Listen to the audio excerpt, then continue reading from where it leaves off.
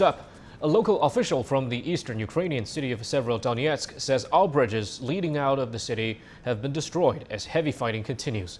Hundreds of civilians are taking shelter in a chemical plant. Voss has the story. There is still intense street fighting going on in Severodonetsk with heavy casualties on both sides, but the Ukrainians are slowly being pushed back. They're heavily outgunned by Russian artillery. The Russians control most of the city. The Ukrainians are now based mainly in a giant chemical plant on the edge of town, along with several hundred civilians. The Russians have blown up all the bridges that cross the river leading into the rest of Ukraine. So everyone in this chemical plant is now trapped. The Russian-backed separatist leader has issued an ultimatum to everyone there saying either surrender or die. Earlier, I asked the spokesman for the Ukrainian Ministry of Defense just how serious this lack of ammunition and artillery has become. Here's what he had to say. The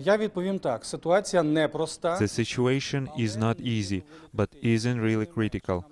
We really need Western weapons, especially artillery, because the enemy has a considerable advantage over us. This is the reason why we can say that the enemy is slowly advancing. We need modern Western artillery. A study coming out of Finland says that in the first 100 days of this conflict, Russia earned $97 billion in oil and gas exports.